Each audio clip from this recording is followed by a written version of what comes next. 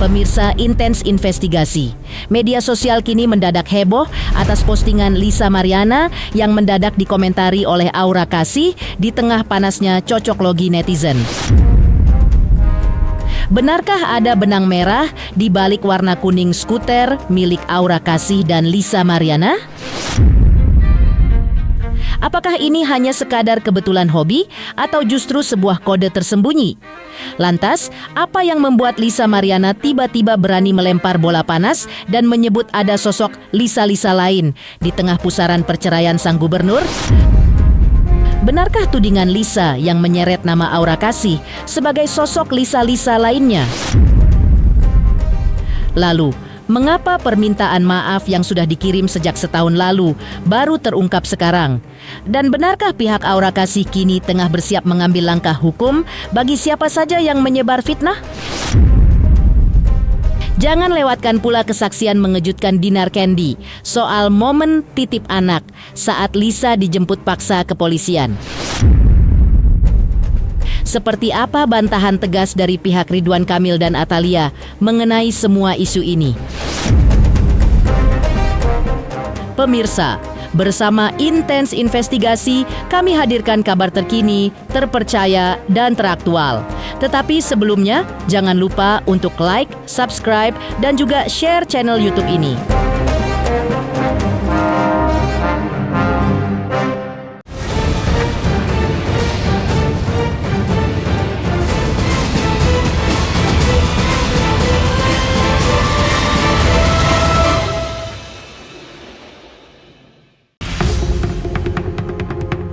Di tengah panasnya spekulasi netizen yang mengaitkan nama Aura Kasih dengan Ridwan Kamil, sebuah unggahan dari Lisa Mariana baru-baru ini justru mencuri perhatian.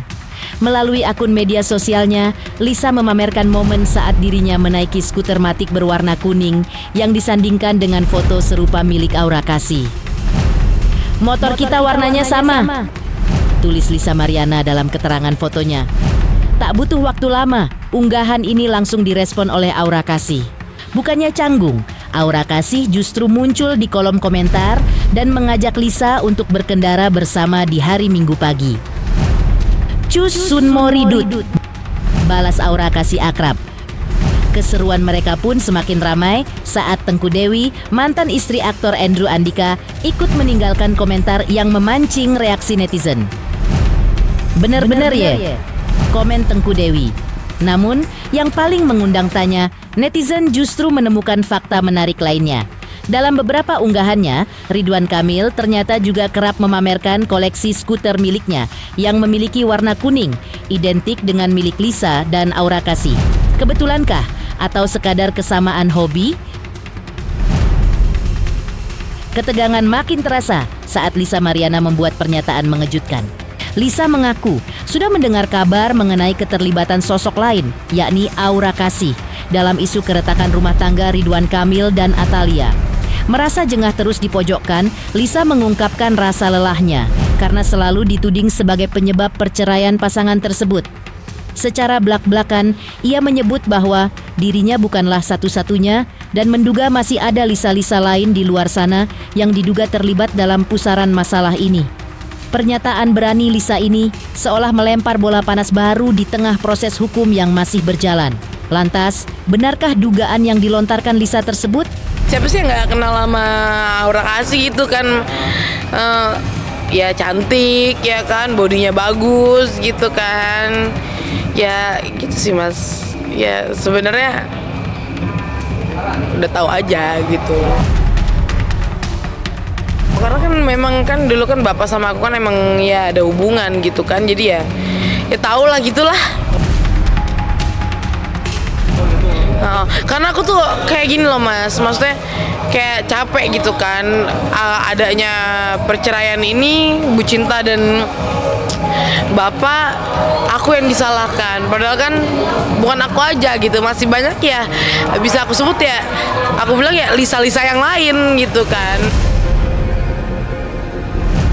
Di balik pernyataan pedasnya, Lisa Mariana juga mengklarifikasi alasan di balik permohonan maafnya kepada Atalia Praratya. Lisa mengaku merasa bersalah dan mengungkapkan bahwa permintaan maaf tersebut sebenarnya sudah ia sampaikan secara pribadi sejak setahun yang lalu. Tak hanya itu, Lisa pun mengaku ikut terpukul dan merasa sedih saat mendengar kabar Atalia akhirnya melayangkan gugatan cerai kepada Ridwan Kamil. Sebagai sesama perempuan, ia seolah turut merasakan kepedihan yang kini tengah dialami Atalia. Lantas, seperti apa ungkapan hati Lisa Mariana selengkapnya? Simak pengakuannya berikut ini. DM. Sebenarnya gini, kalau untuk permintaan maaf itu aku udah dari dulu ya. Udah dari 1 tahun yang lalu lah gitu. Cuman kan Bu Cintanya kan belum balas gitu, belum respon. Ya nggak apa-apa gitu. Ya syukur-syukur kalau misalnya ada yang mau menjembatani aku untuk bertemu dengan Bu Cinta itu alhamdulillah banget gitu. Karena aku memang sekarang aku kan udah jadi seorang istri dan aku rasa apa yang ibu rasa gitu. Jadi memang pas aku DM itu aku keadaan bangun tidur dan tiba-tiba hatiku tuh tergerak melo gitu. Makanya aku langsung DM kayak gitu. Ya mau minta maaf yang sedalam-dalamnya gitu. Dulu pernah melakukan kesalahan yang fatal 4 atau 5 tahun yang lalu. Jadi karena saya akui saya salah. Aku sekarang gini loh, aku niatnya memang meminta maaf gitu, biar hatiku juga tenang, terus kedepannya juga ya lebih apa sih mas, kalau orang udah minta maaf terus dimaafin kan lebih lega gitu ya. Yang penting udah niatnya aja sih baik gitu. Kan udah dari dulu ya kalau dicap sebagai orang ketiga ya gitu. Aku lebih ke kasihan sih sama ibu sih gitu. Aku nggak mau buka di sini. Ya kan yang seperti udah ada di media ya. Karena bisa sekuat itu dan ya sebertahan itu. Karena ya sedikit banyaknya aku tahu lah gitu. Bu Cinta berhak bahagia ya kan, itu kan doa. Kita doain aja perjalanannya maksudnya lebih baik, itu lebih bahagia gitu. Di tengah panasnya isu yang bergulir, dukungan datang dari sahabat Lisa, Dinar Candi. Sebagai orang terdekat, Dinar menyebut Lisa sebagai sosok yang lucu dan sangat seru untuk diajak berteman. Terkait langkah Lisa yang meminta maaf kepada Atalia melalui media sosial, Dinar Candi pun turut memberi tanggapannya. Menurut sang DJ, aksi Lisa tersebut kemungkinan besar tidak akan mendapatkan respon dari pihak Atalia. Namun, Dinar juga mengungkap sisi lain dari persahabatan mereka yang jarang diketahui publik. Dinar menceritakan momen haru saat Lisa terpaksa menitipkan buah hatinya kepada Dinar ketika Lisa harus memenuhi panggilan paksa dari kepolisian beberapa waktu lalu. Sebuah bukti kedekatan yang lebih dari sekadar teman biasa. Kayaknya dia di kubunya Bu Cinta lah kayaknya ya. Iya sih. Bisa feeling kayak gitu? Iya, karena dia juga seorang ibu sih kelihatannya. Iya, kayak gitu sih yang aku lihat ya, kayaknya Lisa lebih ke Bu Cinta kayaknya. Tapi sih kayaknya Lisa nggak akan dibales deh. Lu mas, sok banget, iya deh dia itu makin segala, iya segala nge-DM Bu Cinta. Gak akan dibaca, lu Lisa dibales juga kagak deh kayaknya. Iya. Enggak lah, kalau dia kan mungkin buat apa ya namanya, ya mungkin dukungannya bener gitu ya. Cuman kan ya kalau Bu Cinta ya nggak mungkin sih kayaknya.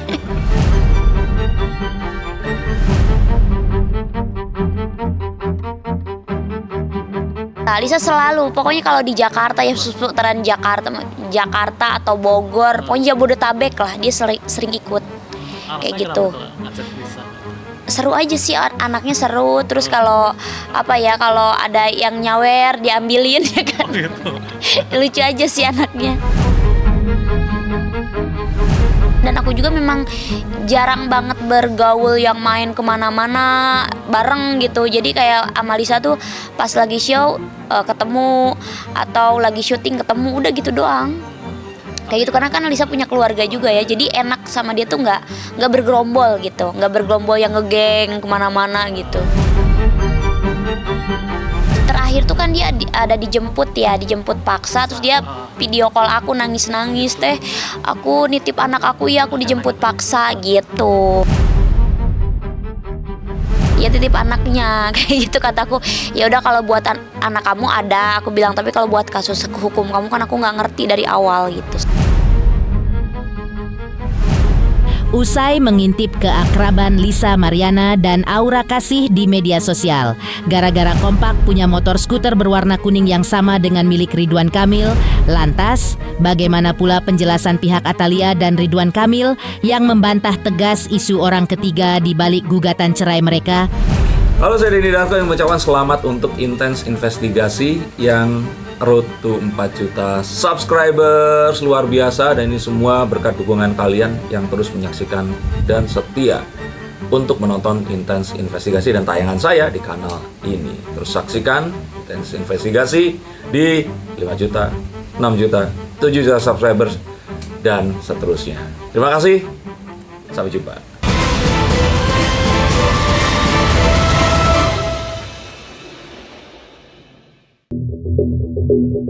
Pemirsa Intens Investigasi. Di tengah riuhnya spekulasi yang berkembang, pihak Ridwan Kamil akhirnya angkat bicara menanggapi gugatan cerai yang dilayangkan Atalia Praratya. Melalui kuasa hukumnya, mantan Gubernur Jawa Barat ini memberikan keterangan terkait jalannya agenda sidang cerai perdana mereka. Seolah ingin memutus mata rantai isu yang liar di jagat maya, sang kuasa hukum memberikan penegasan kuat. Dirinya membantah keras tudingan miring yang beredar dan menegaskan bahwa sama sekali tidak ada nama orang lain atau pihak ketiga yang menjadi penyebab keretakan rumah tangga kliennya. Nah, sidang pertama biasa kita periksa kelengkapan dokumen, kuasa-kuasanya juga dicek apakah benar ini advokat atau bukan, berasal dari organisasi mana, dilihat berita acara sumpah seperti biasanya. Lalu setelah sidang ya tentu kita diarahkan ke ruang mediasi, bertemu dengan Pak Mediator gitu ya. Nah di kesempatan itu kita berkenalan dulu lah sesama kuasa, lalu juga berkenalan dengan mediator kita, dan kita akan set up the date untuk kapan akan melaksanakan mediasi. Itu saja. Belum ada, nggak ada nama lain. Ini pihaknya cuman Bu Atalia dengan Pak RK. Aduh, saya belum tahu, nggak ngobrol sampai ke sana. Belum. Sebelumnya, pada tanggal 17 Desember 2025 lalu, suasana Pengadilan Agama Bandung mendadak jadi pusat perhatian.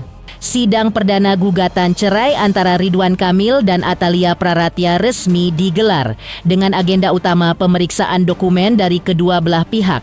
Namun, bukan sekadar urusan berkas yang memicu rasa penasaran publik.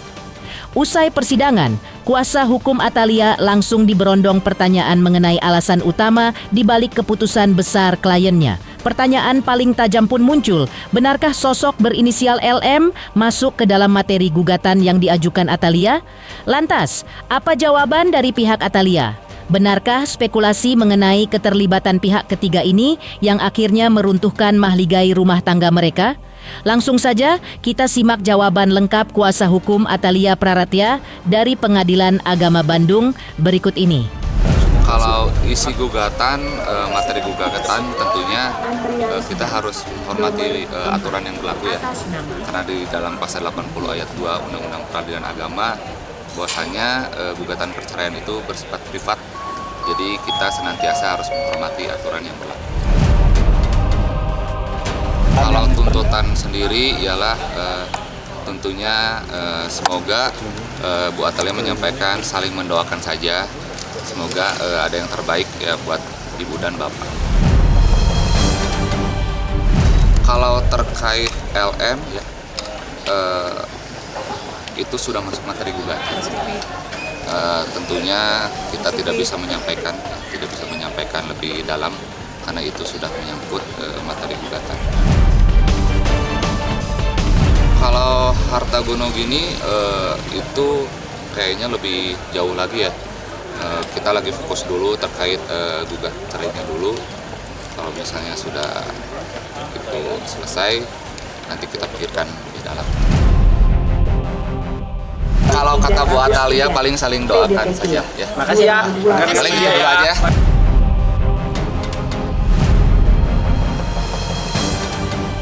Sebelumnya mohon maaf tadi ada persidangan kenapa tidak hadir Bu? Mungkin kenapa tidak hadir alasannya Bu? Mohon memahami kondisi saya kan ya, terima kasih banyak. Nanti ya Kak ya. Mungkin alasan menggugat apa sih Bu? Sorry. Meninggalkan pihak Atalia dan Ridwan Kamil bantah gugatan cerai karena orang ketiga. Seperti apa pula Aura Kasih membantah semua tuduhan tersebut, bahkan pihaknya sedang menyiapkan bukti untuk melaporkan sosok yang pertama kali menyebarkan isu tersebut. Halo, saya Denny Darko yang mengucapkan selamat untuk intens investigasi yang road to 4 juta subscribers, luar biasa, dan ini semua berkat dukungan kalian yang terus menyaksikan dan setia untuk menonton intens investigasi dan tayangan saya di kanal ini. Terus saksikan intens investigasi di 5 juta, 6 juta, 7 juta subscribers, dan seterusnya. Terima kasih, sampai jumpa.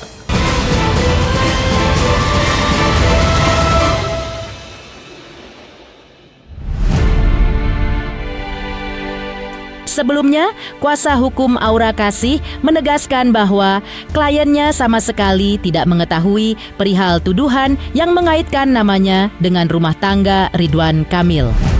Melalui kuasa hukumnya, sang aktris menyatakan ketidaktahuannya mengapa namanya tiba-tiba dikaitkan ke dalam persoalan rumah tangga Ridwan Kamil dan Atalia. Tak tinggal diam, pihak Aura Kasih membantah keras semua tuduhan miring tersebut. Bahkan, mereka kini tengah bersiap mengambil langkah tegas dengan mengumpulkan bukti-bukti kuat untuk menyeret sosok yang pertama kali menyebarkan isu ini ke jalur hukum. Lantas, sejauh mana persiapan tim hukum Aura Kasih untuk membersihkan nama baik kliennya? Begini pernyataan selengkapnya. Jadi sebetulnya kita juga nggak tahu ya kalau masalah yang dengan Pak Ridwan Kamil, tapi dari Mbak Aura sendiri bilang itu nggak benar semua. Jadi kita lagi coba kumpulin semua bukti-bukti yang ada. Kalau memang nanti kayaknya semakin parah ya beritanya, saya lihat inilah itu segala macam. Mungkin kalau kita udah cukup bukti semuanya, kita juga siap-siap mau ngelaporin orang yang bikin isu yang nggak benar itu. Jadi nggak benar itu semuanya yang dengan Ridwan Kamil. Saya juga lihat di itu ya, di mana, di sini, di situ, pokoknya itu semua nggak benar. Belum, lagi dikumpulkan yang dari kita ya. Menurut saya sih serem ya, karena itu buktinya apa gitu kok tiba-tiba kayak, kan sekarang banyak ini ya, apa sih IT yang bisa dibikin-bikin tuh ya, AI ya gitu ya. Jadi nggak benar gitu. Kita belum ada informasi terkait itu sih Mbak. Dan soal tadi sosial media itu kan haknya dia ya, mungkin ya dia merasa terganggu dengan komen-komen warga masyarakat yang lumayan offended lah. Jadi untuk menjaga ketenangan juga lah ya, itu hak dia kembali lagi.